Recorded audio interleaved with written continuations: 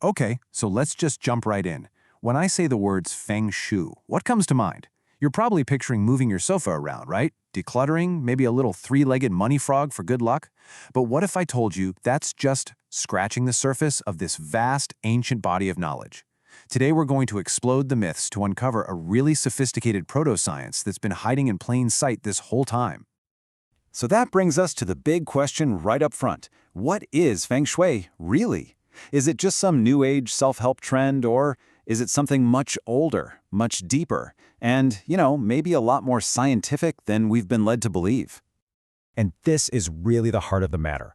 On one side, you have what our source material calls Mick Feng Shui, the pop culture version that's all about money corners and lifestyle hacks. But on the other side, you have traditional Feng Shui, and that is rooted in proto-science, astronomy, and this super careful assessment of microclimates in the environment. It's a completely different animal. So, let's start by officially moving past those money frogs. We're going to take a look at what this practice was before it got simplified and packaged for the modern market. First, let's get our terms straight. Traditional Feng Shui isn't superstition. It's what's known as a proto-science. You can think of it like an early version of the scientific method. It was a system for making sense of the natural world, but it wasn't based on belief. It was based on generations and generations of careful, hands-on observation. It's an ethnoscience, basically the science of a particular culture. And, this wasn't just about how to arrange your furniture. This proto-science was applied on a massive, massive scale. Let's take a look at how it shaped entire cities by plugging them right into the cosmos itself. This quote from the ancient Chinese Book of Odes really gives you a window into their mindset. Planning a city wasn't just about traffic flow or defense, it was a sacred act. A well-designed city, one that was perfectly aligned with the heavens, was believed to guarantee stability, long life, and peace for everyone living there. And here's the crazy part. This wasn't just a Chinese idea. It was universal. I mean, all around the world, ancient cultures felt this same deep urge to align what they built with the cosmos. From the city of Teotihuacan in Mexico, to instructions in the Talmud, to the orientation of Islamic mosques, it seems like all of humanity has tried to mirror the order of the heavens right here on Earth. For the Chinese, this was all guided by a core philosophy, Tianyuan Di Feng. The idea is that heaven, the vast, natural, cyclical world, is round, and Earth, our world, the world of human experience and structure, is square. So the whole goal of architecture and city planning was to harmonize these two shapes, to kind of nest human life perfectly within that greater cosmic order. Okay, so we've touched on the philosophy, the history, now let's get into the physics of it.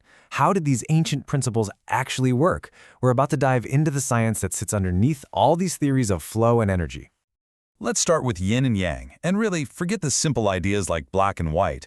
A much better way to get it is through something like modern systems theory. The source material has this great analogy. Think of yin as matter and yang as energy. They're constantly changing, one turning into the other. I mean, it's basically an ancient way of describing what we now call the first law of thermodynamics, that energy and matter are just two sides of the same coin. And what about the famous 5 elements? This is another huge misunderstanding. We're not talking about literal wood or fire. Wu-Xing is all about describing processes and phases. Honestly, the best way to think about it is to think about H2O. It's one substance, right? But it moves through different phases: solid ice, liquid water, and gas as steam. That's Wu-Xing. It's a language for talking about the cycles of change in nature. Okay, but this leads to a pretty big question. If they were observing all these complex forces, astronomical cycles, microclimates, the flow of energy, how on earth did they measure it all? What kind of instrument were they using? And the answer is this absolutely incredible device, the lupin. Now, let me be clear. This is not a simple compass that just points north. Not even close. The lupin is a seriously sophisticated analytical tool. It's got these intricate, concentric rings for doing incredibly complex calculations. They used it to measure tiny local magnetic anomalies and even track what we now call space weather, that flow of charged particles from the sun. It was literally charting the relationship between one specific spot on Earth and cosmic energies over time. Wild, right? So, with this philosophy and these amazing tools, how does that actually translate into building things? Let's look at how these principles were applied in architecture and development, both back then and, well, how they could be applied now. And the difference is just stark. The modern McMansion approach, it's often totally sight-blind. It uses what's called cut-and-fill development, which basically means bulldozing a landscape flat to force a pre-made design onto it.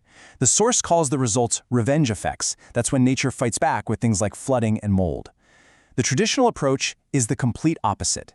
It's about understanding the natural flow of the land and gently placing a building within it, integrating with the microclimate to lower costs and create a real sense of harmony. And really, it all boils down to a few simple but pretty profound principles. 1. A house on a hill should be nestled into it, supported by the land like you would in a good chair. 2. A house on flat ground should face some kind of protective height.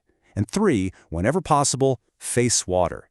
These aren't just some mystical rules. They're incredibly practical guidelines for stability, protection, and just, well-being. So why do these principles feel so right? Why does looking at water calm us down?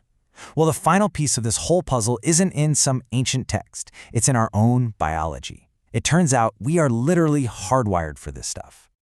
I mean, just look at the science. A study found that simply watching fish swim around in an aquarium before a stressful dental procedure can actually lower a patient's blood pressure, sometimes even below their normal resting state. This isn't just in their heads, it's a measurable physiological response to a natural element. And you see this effect everywhere. Surgical patients who have a view of trees, they heal faster. Prison inmates with a view of nature have fewer health problems. Office workers with a window looking out on something natural are less stressed and take fewer sick days. The evidence is just overwhelming. Our connection to the natural world is fundamental to our health.